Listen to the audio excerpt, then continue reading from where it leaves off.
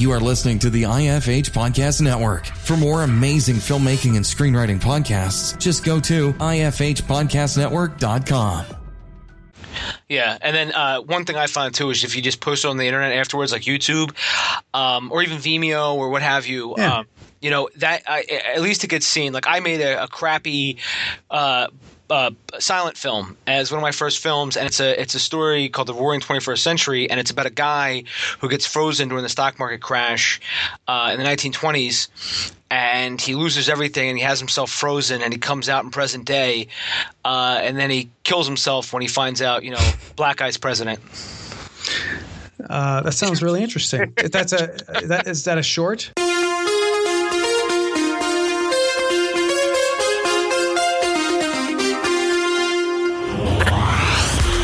Hey everyone, thanks for hitting that play button. It's another episode of the Dave Bullis Podcast. Before I get to the interview with Scott Dikkers, I just want to give everyone a quick little, synopsis of what I'm up to. I actually just accepted a TA position to help Mark Bienstock. Mark is actually a producer of M. Night Shyamalan's The Village and another upcoming movie by M. Night. He also has produced a ton of other movies. I'll link to his IMDb in the show notes. I'm actually going to be helping him teach a class on production this fall at Drexel University. So again, I'll probably be posting on Twitter and stuff about it, just what we're up to, and it's actually a really cool class. I've actually saw a syllabus, and Mark really knows his stuff, and it's just an honor to be working with him. And also, some of you have emailed me about what happened in the 30 Stories in 30 Days class. I was going to be posting every assignment I did in class up on my website. It actually, as it turns out, I didn't like most of what I was writing. So what I'm going to do is I'm just going to put on hold me uploading all the stories as I write them. And at the end, I'm just going to take the best of what I've written, and I'm going to compile that together, like I've said, into a Kindle ebook. So I'm looking to in October to have that completely done, edited, everything, and it'll be put up on Kindle. And it'll probably be like a 3-day period. I'll probably put it up there for free. And once that's over, I hope to make it maybe 99 cents or $1.99, something like that. But thanks again for everyone that was interested in that. And again, I'll make sure to mention that when it's actually finally finished for everyone who's interested. And I just want to say thank you to everyone who's subscribed. It really means a lot. I always see the subscriptions slowly going up, which is great. And if you use my Amazon affiliate link to shop on Amazon, thank you very much. Because I also see all that too, all the clicks and all the links. That's what helps me keep the show going. Because as you can imagine, it does get pretty expensive with podcasting, hosting, and everything else. But again, thank you very much. So here it is, episode 73 with a co-founder of The Onion, Scott Dikkers.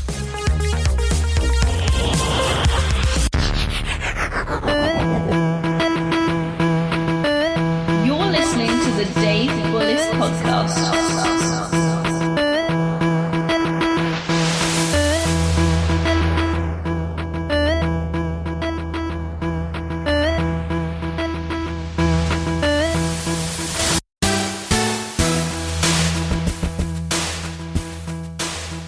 Hey everyone, thanks again for joining me for another episode of the Dave Bullis Podcast. Joining me today is Scott Dikkers.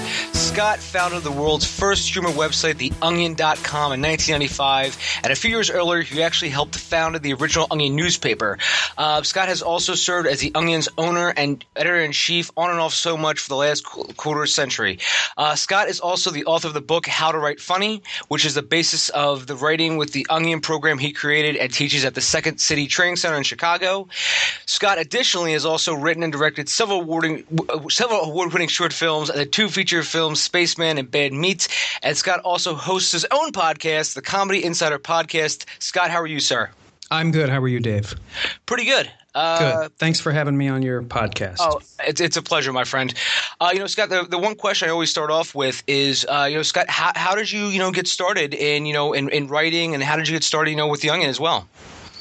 I got started doing comedy writing just sort of as a force of nature, I think. As a young kid, I was always very creative. I was always making things. I made a lot of radio plays with cassettes, always conscripting my friends to write scripts and perform. And, you had to write those. And we put on plays. You had to write those. there was a lot of writing. I drew a lot, and often drawing would have captions. So there's writing there. And it seemed like that was the nexus of all of my creative energy. And as a kid, I was drawn to that for whatever reason. Maybe I got some good positive feedback from that or whatever, but it became a big part of my identity from a very early age. I still have calendars that I made for my grandparents as gifts when I was like 6 and 7.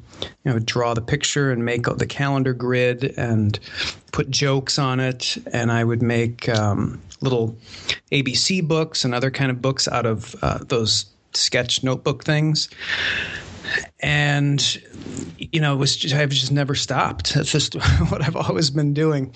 So my reality kind of hit me when I got out of high school and didn't really have any practical skills. I didn't have any connections with like the showbiz industry or anything. So I didn't know that there was really any realistic way for me to ever do that as a job. I could see people doing it out in the world, but back in those days, there was a chasm between a lonely kid in the middle of Wisconsin and the entertainment industry. Like there was no internet. There was an ivory tower, a giant gate between you and even the agents that would determine whether you were worthy of having your stuff seen by anyone.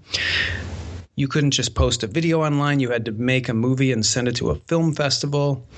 And then, who knows who's going to see it there. It's just like, it was pretty daunting. Like how you even get started in that. And I really had no clue. So I went away to college and I took a couple of years off first and I worked at McDonald's and was drawing cartoons during that time. I kind of had settled on cartooning as a way to start my entertainment/comedy career because it was cheap and my family was dirt poor. So there was really no other option. It wasn't like I was going to be investing in any kind of big projects. Cartooning was easy, paper and pen. So I drew a lot of cartoons and sent them away to the syndicates and to newspapers and just was roundly rejected, just constantly rejected. And I got this great book from the library about how to draw cartoons. And it was such a treasure to me because it was very practical and about the nuts and bolts of here's the type of pens you should use and here's how big you should draw it. But there was this great piece of advice in there. It was the most valuable thing in there, and that was cherish your rejection letters. Love them. Because I took that to heart. It was like whenever I got a rejection letter from a big syndicate, it was exciting to me. It didn't in any way daunt me. And had I not gotten that advice, maybe I would have been crushed. I don't know. But I kept at it. And eventually I did succeed with a comic strip in a college newspaper in Madison, Wisconsin, where I was then living. And this is maybe about 3 years after high school. So 3 years of banging my head against the wall, sending out comics. And so they ran my comic strip on a trial basis in the Daily Cardinal for no pay to see if it would catch on. And lo and behold, it caught on. And pretty quickly, it became like one of the really popular things on campus. And people were wearing T-shirts. The comic strip was Jim's Journal, which is still being run. It's on Go Comics, and Andrews McNeil, the Universal Press people, put out a ton of books. Those are still around. I haven't been drawing the strip daily for a long time, but there's a huge backlog, and they're fairly evergreen. They're not too dated, which is pretty great. And that success, that local success with that cartoon in Madison, Wisconsin, is what led to The Onion, because these two very sharp guys approached me about starting a humor magazine, and they wanted me to be involved because I was kind of like the big man on campus comedy-wise. And I was very intrigued, and I was, again, this is the sort of thing I'd been doing my whole life. It's just like writing comedy and comic strips. I wasn't really identified as or in love with being a cartoonist. It was just one avenue for doing comedy writing. But here was another one, so I was excited. And I totally seized that opportunity. And after about a year of working with those guys, and, you know, again, it was for no money. This was all very seat of your pants. These two guys, Tim and Chris, sold all the ads and did all the paste up. and they couldn't really afford to pay too many people. So I volunteered basically for them for, I think, a half a year. Being kind of a de facto editor. I would just write everything and edit everything, and they were just happy to have the help. And after about a year of that, they decided they wanted out. They were just their adrenals were shot, and they wanted to sell. So they sold me The Onion along with two other partners. One was their top ad sales guy, and another was their top production guy. He knew how to use the computer, and I was the top creative guy. So the three of us, after 1 year, owned The Onion, and then we bought out the production guy partner a couple years after that. And so for the next 15 years, I was owner-editor, and it was a long, slow slog. People often ask, what was the moment when you really knew The Onion had made it or whatever? And to me, it's such a blur of hard work. We were always trying to get more known. We were always trying to get seen. We were always trying to get discovered. So we would expand The Onion to other cities, and we would send it out to Hollywood. We would sign important people up for subscriptions just so they could get it and see it. And over the years, that paid off, because ultimately some people in Hollywood discovered it. Weird Al Yankovic was an early adopter, and he's very connected, so he told all his friends about it. Bob Odenkirk became a big fan early on. And we started getting approached by people from Hollywood, agents, people who wanted to do an Onion TV show. All this other stuff really started happening about the same time that we went online in 95. So 95 to 2000 or so was those were the prime years when The Onion was really making it. And that's kind of the story in a nutshell. Sometimes The Onion writes a story, Scott, and immediately I'm like, I swear to God, they're spying on my life, because this could be me. Especially, because there's so many stories that just hit home with me about local guy, hates to see friends from high school or something like that. And I'm like, this is exactly what what I'm feeling. But that that is an amazing story though, because that just shows how much effort and time and patience you had to have, not only to get this off the ground, but just to see it through for all those years. Yeah, and God bless the local advertisers in Madison, Wisconsin that sustained us for those early years and just kept paying for our printing every week. If we hadn't had that, I don't know how it would have possibly sustained itself, because nobody really made any money until the mid to late 90s. But yeah, the area man type stories that you're talking about, that's one type of humor that, after having done that kind of volume of humor writing for so many years, I'm sort of I think of myself as the Neo of comedy writing. I can see the code. I know what's funny about what and how to make things funny. And what you're talking about is reference humor. It's a type of humor where all you have to do is reference something that is a common experience that other people have shared, and it's an immediate laugh. So this sort of humorless intellectual deconstruction of humor is how I've often approached it. Even way back, maybe when I was a kid, I was doing it for pure fun. But once I was doing my comic strip and then The Onion, it was all very calculated. It was all about how do you layer the different kinds of humor to achieve the maximum laugh? How do you concentrate the humor in such a way that people are just going to be, It's hard to make people laugh out loud in print. I think it's one of the hardest mediums to do comedy in. And so that was our charge every week. And every week we tried to get better at it. And over the years, the other writers were amazing. And all of us working together as a team, we just really mastered that craft. And it was an amazing experience.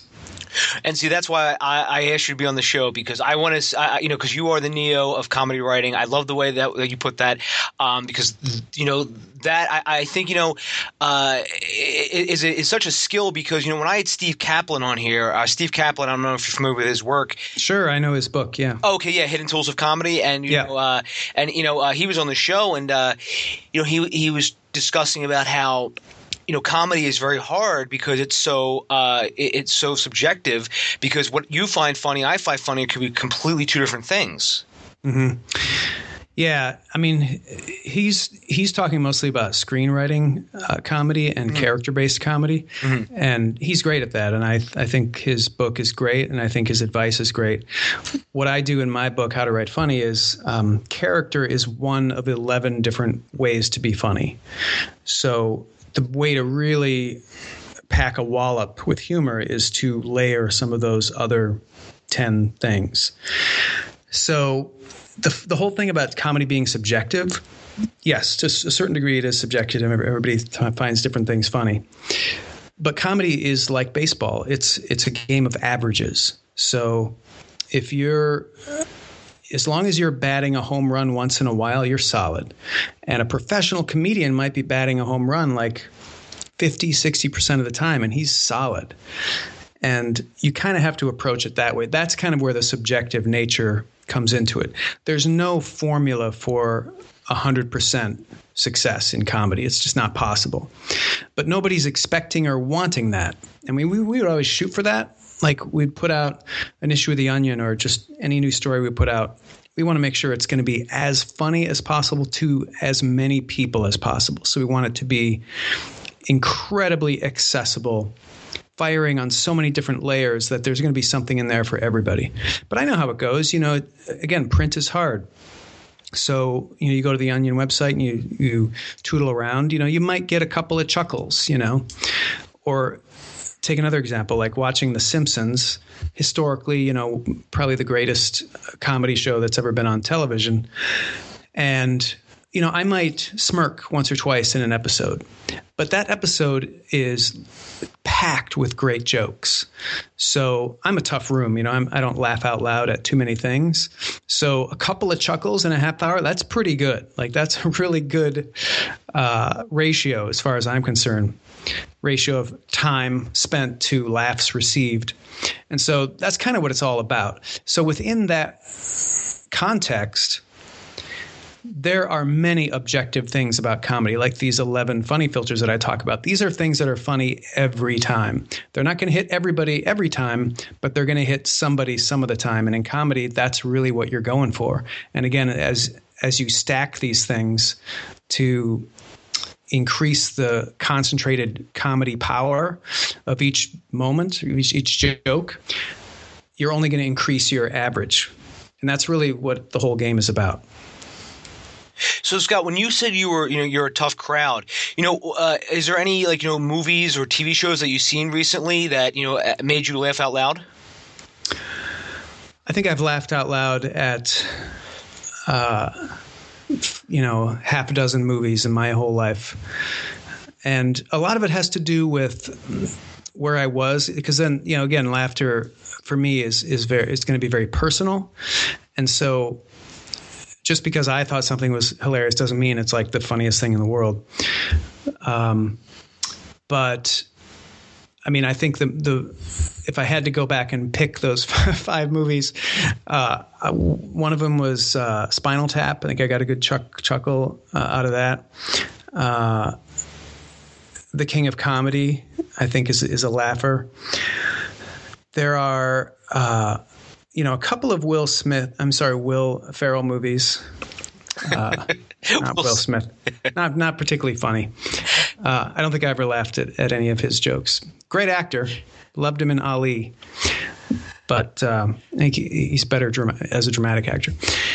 But yeah, like Anchorman, some maybe Step Brothers, like some of his stupider, goofier movies. And then Ferris Bueller's Day Off really had me cheering when I saw that. I just could not believe how great that movie was when I saw it. It's such an amazing piece of work, and it stands up. It totally stands the test of time. And another one, when I saw this movie, I was sitting there watching this movie saying, this is the funniest movie I've ever seen in my entire life. I was laughing out loud in the theater by myself. I always see movies alone.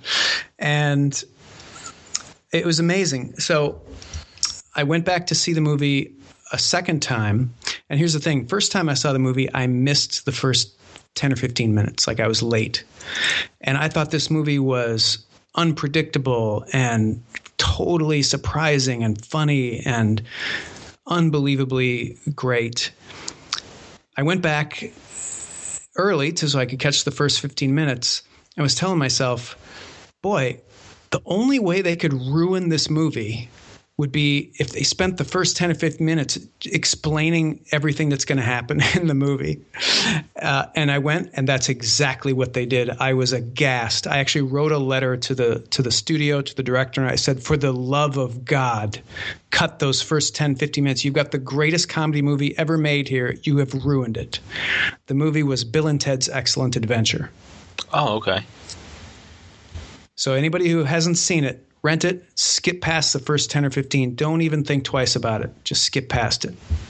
You'll really enjoy it.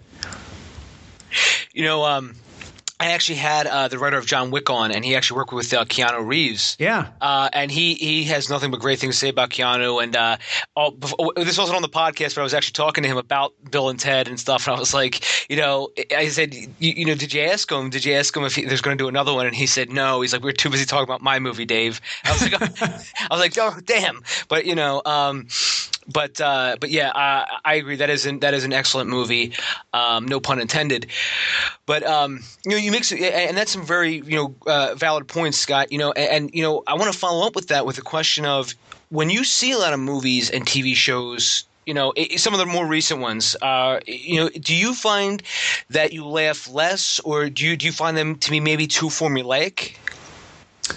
Because I can see the code, you mean? Well, maybe not even just that. Maybe even just like when you're watching the movie, for instance, and, let's just say a new comedy movie is coming out and, you sit there in the theater by yourself.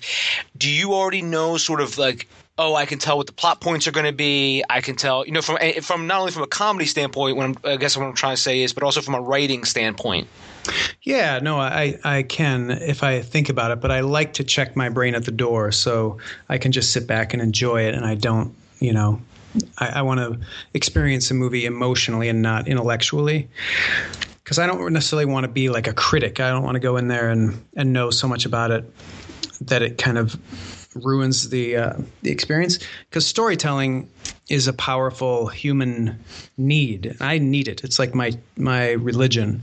So if I were to go in and predict like the plot points or how a character is going to get resolved or something like that, I do think that would kind of ruin the experience for me. I can usually like tell like how the humor is going to go, like when they're going to throw in a joke to relieve tension and maybe what that joke is going to be and stuff like that. But, a great movie knows how to deliver on the beats that you're supposed to deliver on, but do it in an unexpected way. And that's the joy of it.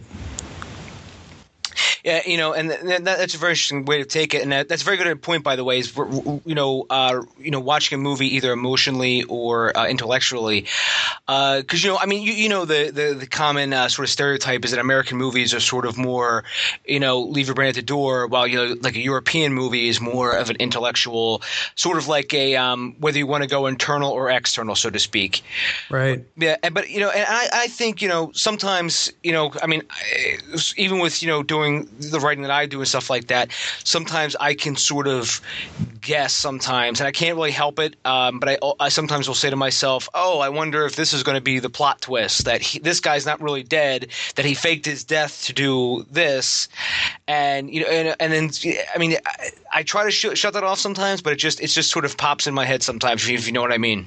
I do, and it happens to me as well, and to me that's a sign that the movie's not doing a very good job of engaging me emotionally. If my mind starts to drift into these predicting what's going to happen, I just want to enjoy the moment. And yeah, it's funny. I'm totally an American moviegoer. I don't like intellectual films. I like fun movies that are kind of dumb. Like I want to kick back and have fun. I don't want to think when I'm relaxing. I think for my job, so I don't want to think on my time off. Yeah, I completely understand what you mean. It's kind of like when, I come home sometimes and someone asks me a tech question and I'm like, I don't care about technology anymore. Just leave me alone. Yeah. Yeah, I like that. That used to be a thing with me where I would tell people what I did for a living, that, I write comedy or I work at The Onion or whatever I happen to be doing. And they would say, oh, tell me a joke or whatever. It's like the curse of the stand-up comic who's like, oh, so you're supposed to be funny, huh? Do something funny. It's like, you know what? I'm funny at work. I'm off the clock right now, so I'm going to be really boring. And I typically am pretty quiet in social situations. In fact, I really prefer just to be alone. I don't like the pressure of like having to be engaging and entertaining. I just find that exhausting. I completely understand. Sometimes when you go to a party or something, you just want to grab some food and go to a corner by yourself. I've been there too. I'm just like, I don't want to, because someone will always say something, like when I shot a TV pilot a couple years ago, and they were like, "Oh, it's a comedy, huh?" And I said, "Yeah." And they were like, "Oh, what's it about?" And I told them, and they're like, "It doesn't sound funny." I'm like, "Trust me, it is." I said, "It's just probably not your cup of tea," because they told me what they watched, and I'm like, "Yeah, it wouldn't be up your alley."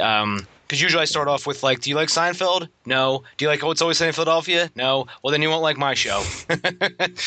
Yeah, it's no fun like having to defensively respond to critics all the time, because everybody's a comedian, so everybody thinks, and they know what they like, but they don't know how to create it usually. And so if you get talking, I hate talking about my work with people in a social situation. I absolutely hate it, because I end up finding that I'm like justifying it or defending it. And it's like, I have no interest in that.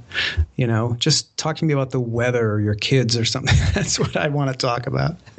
Well, those are some of the questions coming up, Scott. I'm going to talk about the weather. Yeah, well, this is different. We're not at a party here. Yeah, I know. I'm just kidding. As you were talking about creating, that's one of the questions I wanted to ask you next was, you've also made some short films, and you also made 2 feature films. Now, I wanted to ask you, I don't want to ask you where your ideas come from, because that's such a broad question. But I wanted to ask you, though, is how do you know when you have the right comedic premise to even start a project? Because writing a first draft and writing and even continuing is a very time-consuming process. So you usually want to make sure that you have something that is at least worthwhile to chase.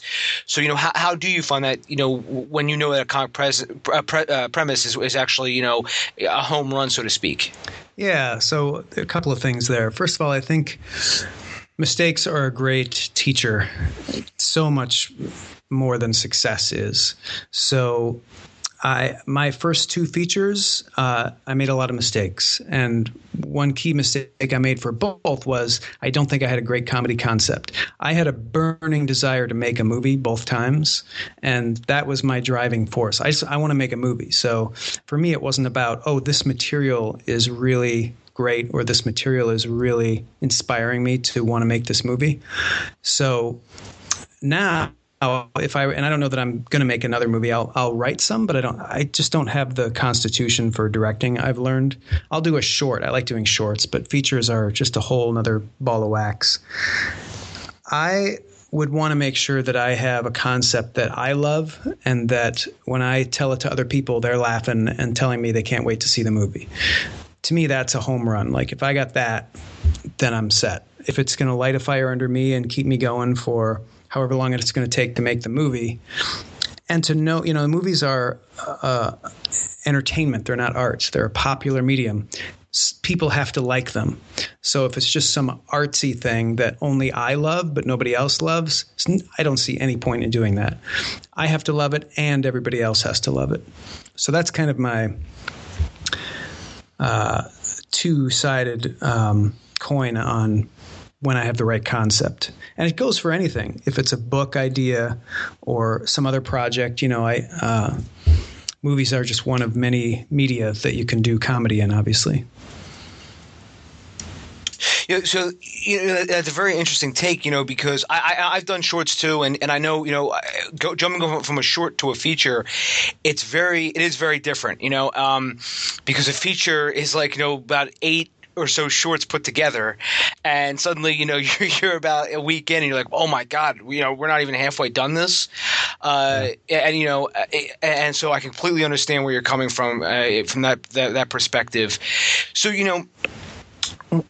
just to continue on with the question, I wanted to ask, once you actually have that comic premise, let's just say someone listening to this, they had a comic premise and they were, batting around and they maybe sort of try to refine it here and there, and they decide they have something set and they decide to write a first draft. What are some of the tips that you have, about writing a first draft? I think it's really important, first of all, to make sure you have a good concept. And it can't be just your gut feeling like that it's a good concept. You have to vet it. You have to read it to other people, and they have to like it. You really have to get a pretty unanimous response from your expected audience that, oh, man, I'd love to see that movie. That would be amazing. So that's number one. Number two is you got to write it out in a paragraph so you kind of know the plot of the whole movie, just in a paragraph, just like back of the DVD box kind of a thing. And then read that for people and see if that's doing it for them. Make sure you're kind of delivering on their expectations for that idea, for whatever the genre is, assuming it's comedy. And then the third thing is definitely write a treatment, like a 3 to 5 page long-form paragraph treatment that describes every scene, describes what happens in every scene. And read that to people. Read it out loud. Probably take you 10 minutes. You need to pick a few different listeners that you can read this to and gauge their reaction. A good story spellbinds people, and it gets them in a state where they're gripped by the story. And you need to see that happening. If you don't see that happening, if you see them asking too many questions or starting to do something else while you're telling it to them, then you don't have a story. That's so easy to fix in the 3 to 5 page treatment phase. And that's what you need to work on. So it's the third of 3 that I've mentioned, like tips for doing a first draft, but I think it's the most important one. You have to totally nail that treatment. You have to nail your plot. Get people totally hooked in the first page. Get people totally empathize with your protagonist. Get them totally invested in whatever struggle, whatever journey that protagonist is going to go on, and get them totally transfixed by whatever the resolution is of your story. Once you have that, then you have a blueprint for a first draft, and you can just go and poop out a first draft. Doesn't even have to be that great, but just use that as your blueprint and make sure you write the first draft in accordance with that treatment that you wrote. And you'll rewrite that first draft a lot, but getting it done, like just cranking that out, is going to feel good. It's going to feel great, just have a screenplay finished. But it's going to be a total waste of time if you haven't perfected that treatment and nailed all your story beats in that treatment. Yeah, a good piece of writing advice that I was once told, but was the biggest mistake that anyone could make when writing a protagonist is to make them likable. And what he means by that is what usually happens if you say to someone, make this main character likable, is okay, I want him to be a nice guy and I want him to be this and this, and he ends up sort of becoming like almost like a stock character. Yeah. This person's advice, it was Hal Crozum. He said instead, make him just relatable, which actually ties into what you and I were talking about earlier about in that Onion in the reference humor for that Onion article, that was sort of a relatable incident that happens to a lot of people. Absolutely. I think that's very good advice. Anytime somebody says, I wish the main character were more likable, that's code for I wish the main character were more empathetic. They don't want to like the main character. They just want to empathize with that person. They want to feel that person's feelings. And relatability is a big way to do that. There's a trend now in the entertainment biz to make really unlikable heroes. It started with Clint Eastwood's Unforgiven. That was a real big, it started with Macbeth, I guess, but just recently, like so many people thought you had to have a likable main character. But then Clint Eastwood comes out with this movie where he's a heartless killer who just shoots people and doesn't feel anything. And they were able to make you care about that character. And people were blown away by that. And that was, I think, late 80s, early 90s, I want to say. And since then, it's been happening more and more. It's sort of ballooned. And then you had series like who was that? I keep spacing on the name of that serial killer series where the guy from 6 Feet Under played a serial killer. Dexter? Dexter, thank you. I never saw it. There's too many shows. I can't see them all. Breaking Bad is a great example. Here's a guy who just lies to his wife constantly, kills people in cold blood, sells meth, and he's a school teacher. And there's a very complicated matrix for how you make a character empathetic and still give him negative qualities like that. You can study Macbeth to figure it out. You have to have a balance of good and bad qualities, and a balance is key. So take the Breaking Bad example. Walter White, yes, he kills people in cold blood, but he has a son with cerebral palsy that he cares deeply for. Those two things balance each other out. Yes, he lies to his wife constantly, but he's doing this to earn money for his family, to make sure that his family is taken care of financially. So for every bad, he's got an equal but opposite good, and that's so critical. You read a lot of screenplays now where people are seduced by that idea of the anti-hero or the bad main character, and you realize you're reading it, it's like, I hate this guy. Like, I don't want this character to achieve anything, and they're just not getting the balance right. So yeah, in the old days, I think the problem was too likable. It's like boring to have some nice guy be the main character of a movie. You have to have some flaws so that the character is empathetic and relatable. So, as we talk about making them relatable, I've often wondered, if comedy, when there is going to be a sort of character like that. I mean, I know there are characters who are sort of like, there's the archetypes. There's sort of, certain archetypes that we could argue about. But I often wonder, if there is a comedic movie that hasn't been made yet where the main character is just absolutely terrible, but in a way we're still kind of trying to root for him. And yeah, it happens all the time. King of Comedy is a great example. It's, I think, Martin Scorsese's best movie. It's so beautiful. And Robert De Niro plays Rupert Pupkin, the main character, and he's a kidnapper and a stalker and just a total weirdo, but you are absolutely rooting for him. And you totally empathize with him, and you can feel the awkwardness that he's causing in every scene. But you care. It's amazing. Another great example is the TV show Eastbound and Down. That Danny McBride character is totally unlikable. He's a total jerk who, thinks he belongs back in the major leagues, but he's stuck in this nowhere town or whatever. But they do that whole balance of empathy thing beautifully, that you actually care about him. It does happen a lot. Yeah, Eastbound and Down is a very good show. I remember watching that first season, and I was dying laughing.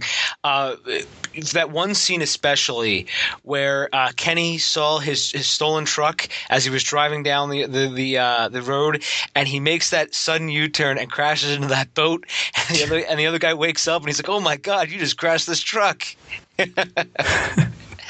Yeah, it's great show. That is a great show. I still have to catch up with the other seasons, though. I'm not sure. I know he was supposed to be in Mexico, but and I think, writing that first draft too, just to go back to that last topic, I think, you made a very good point there, is just to bang something out, how important it is to get something done. So, tying in with that question, Scott, do you recommend sort of any screenwriting books, like maybe a Save the Cat or a Story by McKee or anything like that? Yeah, I mean, I think Save the Cat is great. I recommend reading as many screenwriting books as possible, because I think when you read a lot of them, you pick up the same tips over and over and over. So you realize, aha, these are really important tips because everybody's recommending them, because everybody kind of is going to have their own approach. And, you can sort of buy into one person's approach or method and kind of do it their way, like write a script in 30 days and just do that. And that's fine. But you're just going to get a broader base if you read them all. And, they all have a different goal. Like, I think Save the Cat is a great book for concepts. The Lennon Grant book, I'm spacing on the names, how to make movies for fun and profit. Thank you. Make Movies for Fun and Profit is an awesome book just about the reality of the industry. It doesn't really have anything to do with how to write the script, or very little anyway. But I think it's a great book. And obviously Story is a classic. There's one little book that's kind of many people may write it off as a non-essential, but I found to be really, really valuable among all. And I've read all the screenwriting books. Like, anytime there's a screenwriting book, I will read it, because I feel like that's really important. But this one little book is 500 Ways to Beat the Hollywood Script Reader. Do you know that book? No, I haven't read that book yet. It's a great checklist for, do you have X, Y, and Z in your screenplay? Things that you need. And I think if you wrote a screenplay and went through that book and checked everything off and had a check yes on all her 500 things, you'd be solid. So I thought that was a real gem. Yeah, I'll have to check that out. I did hear of the one, your screenplay sucks, but there's ways to make it. But here are the ways to make it better. Yeah, I've seen that one. And one of my favorite screenwriting books is Dan O'Bannon. He wrote Return of the Living Dead. Right. He wrote Alien. He actually has a screenwriting book out, and it was actually obviously published after he passed away by his widow. But I think it is like he hits on so many points, and it really is is invaluable, because he's a guy who is one, out there actually doing it, and two, he's actually in the trenches trying to learn how to do it even better. Yeah, I feel like he wrote another book about like how to make an independent film. Is that possible?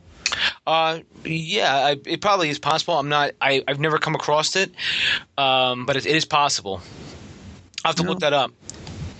Yeah. No, it was somebody else. Somebody else connected with George Romero and some of those independent movies. John Russo wrote one. Maybe that's what I'm thinking of. Yeah, John Russo has a couple of those. Speaking of which, I'm actually trying to get George Romero for my podcast. It's great. Good luck. Yeah, thank you very much. He'll probably be like, "What the hell? Who's this kid?" But yeah, I've never actually, and John has written a lot too, and he also used to do seminars and stuff about how to make movies on the cheap. I've never attended any of those, but I do want to mention you just had a seminar, writing edgy comedy for the Writers' Store, and yes. I would say that was absolutely phenomenal. Oh, thank you. That was a lot of fun. Yeah, it definitely was, and I'm going to link to that in the show notes, everybody, so you can catch the replay of that if you'd like via the Writers' Store. It's great. It's so funny because I think the day after that seminar or webinar, I saw an article, I think it was in the New York Times, about how R-rated movies continue to fail at the box office.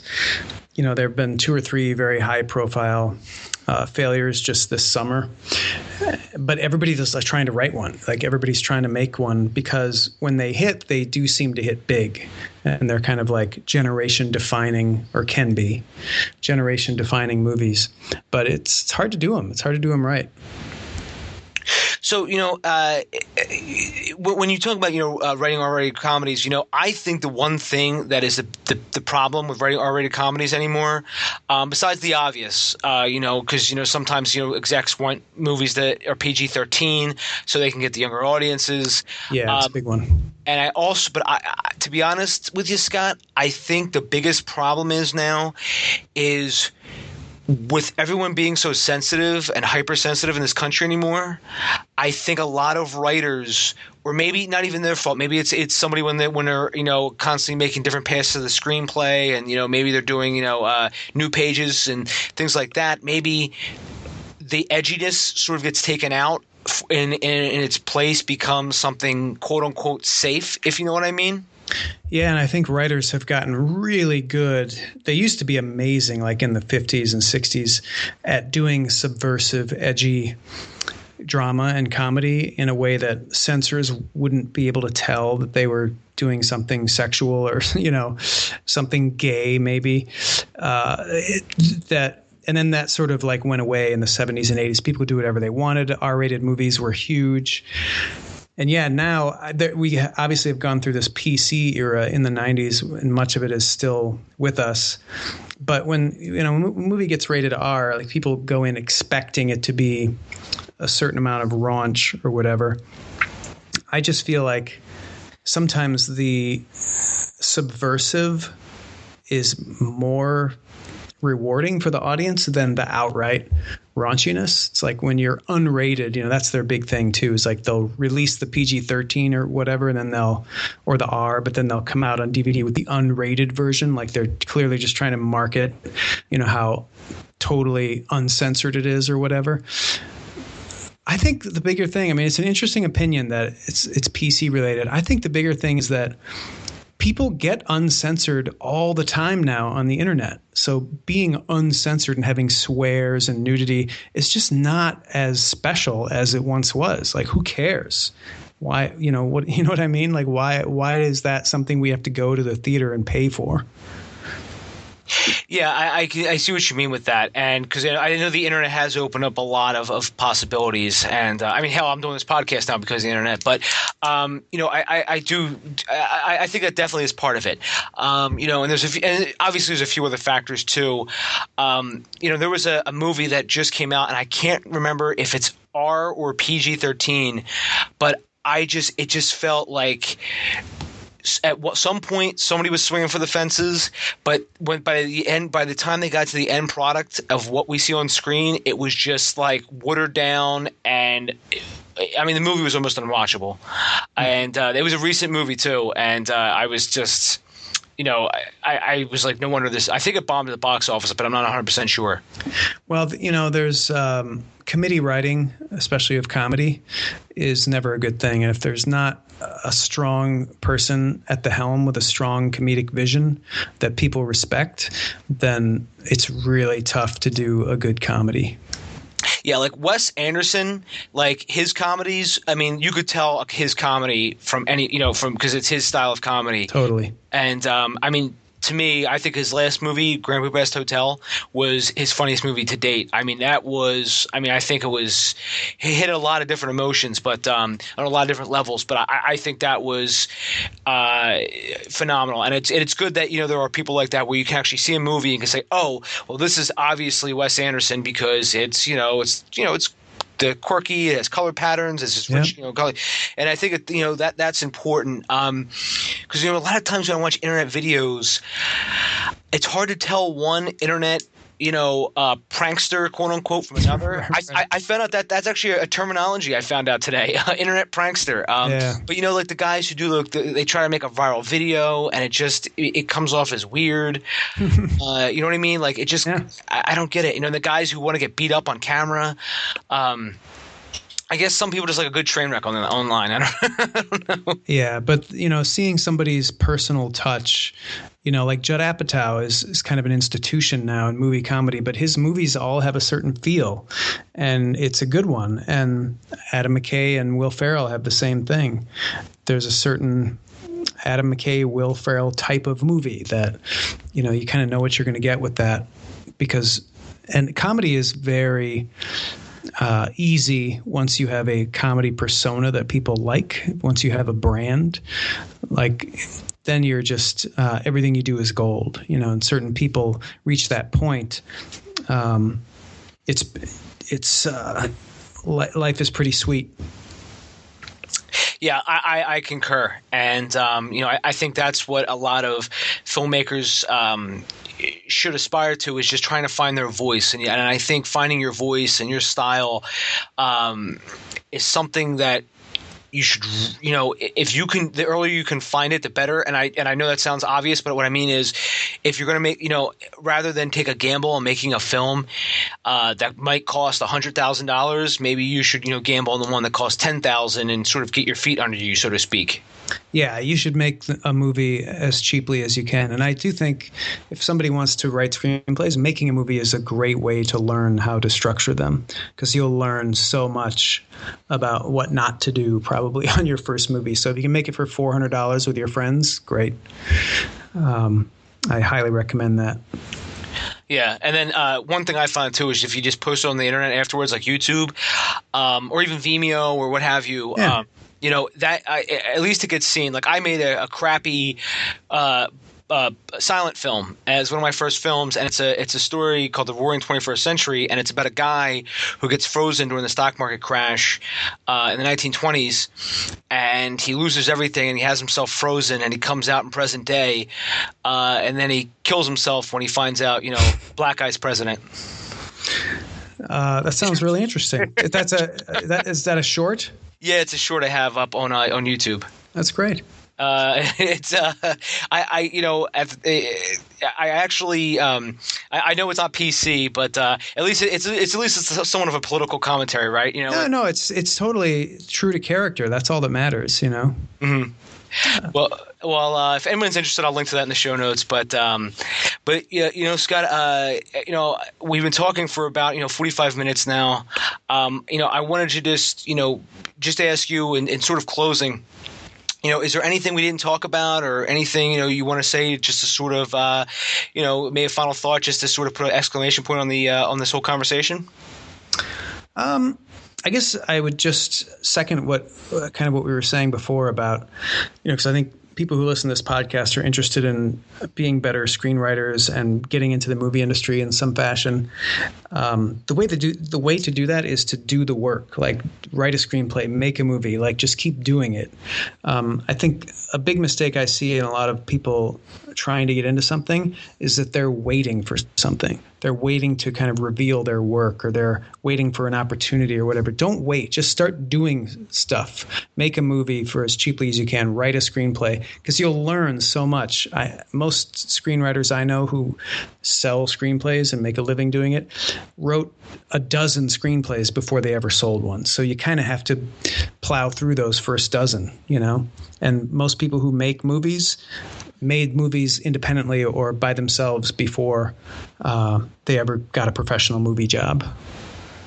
Yeah, it's sort of like what Robert Rodriguez says. You have a lot of bad movies in you. Everyone does. And you need to get them out of you as soon as possible. Exactly. Yeah, he's a great model. And, if you need a fire lit under you, read his book, Rebel Without a Cause. Great book.